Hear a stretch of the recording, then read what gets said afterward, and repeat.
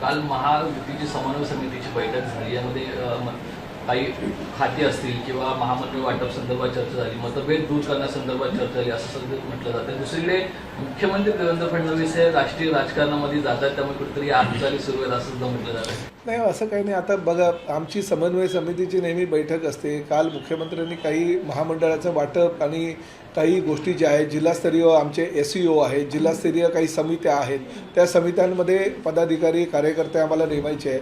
बघा, जिल्हा परिषदेच्या निवडणुका झाल्या, महापालिकेच्या झाल्या, पंचायत समितीच्या निवडणुका झाल्या, अनेक कार्यकर्त्यांनी त्यामध्ये आपलं योगदान दिलं। काही लोकांना आम्ही पक्षाची तिकीटं देऊ शकलो, काही लोकांना देऊ शकलं नाही, काही लोकांना आम्ही कमिटमेंट केलेले आहेत की तुम्हाला ह्या जिल्ह्यावर ह्या ठिकाणी घेण्यात येईल किंवा राज्यस्तरीय ह्या नियुक्त्या देण्यात येईल। त्यामुळे आता शेवटी कार्यकर्त्यांची भूमिका कार्यकर्त्यांनी बजावलेली आहे। नेते म्हणून किंवा महायुती सरकारमधले आम्ही सगळेजण प्रत्येक कार्यकर्त्याला न्याय देण्याची आमची भूमिका, आणि त्यासाठी ती समन्वय समितीची बैठक होती आणि लवकरात लवकर पुढल्या महिन्यातच माननीय मुख्यमंत्री आणि दोन्ही उपमुख्यमंत्री योग्य तो निर्णय घेतील। या बैठकीत निधी वाटपाचा समतोल नाही असंही सुरू नाही, बघा, थोड्याफार प्रमाणात काही थोडंसं इकडे तिकडे ते होतंच, परंतु शेवटी सक्षम आहेत आमचे मुख्यमंत्री आणि दोन्ही उपमुख्यमंत्री, योग्य तो तोडगा त्या प्रकारे काढतील। गडकरींचं एक स्टेटमेंट आलंय की जबाबदारी नवीन तरुणांकडे दिली पाहिजे। बघा, नितीनजी गडकरी ह्या देशाचे नेते आहेत आणि प्रामुख्याने आम्हाला अभिमान आहे की ते महाराष्ट्राचे नेते आहेत आणि अतिशय चांगल्या संकल्पना त्यांच्या माध्यमातून पूर्ण देशामध्ये राबवल्या आहेत। किंबहुना जे काही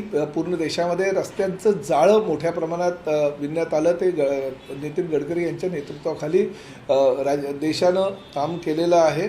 आणि ते राज्याचे मंत्री असतानासुद्धा आपल्याला कल्पना आहे की MSRDC सारखं खातं त्यांच्याकडे होते आणि मुंबई पुणे एक्सप्रेसवेपासून मुंबईतले जे काही जवळजवळ 32 उड्डाणपूल आणि इतर काही अनेक गोष्टी ज्या होत्या त्या नितीन गडकरींच्या कार्यकाळामध्ये झालेल्या आहेत। त्यांनी पूर्णतः योगदान जे आहे ते देशाला दिलेलं आहे। भविष्यामध्येही त्यांनी असं योगदान द्यावं ही भावना एक कार्यकर्ता म्हणून किंवा एक शिवसेनेचा मंत्री म्हणून माझी आहे। त्यांनी पुढेही कामकाज त्यांचं चालू ठेवावं।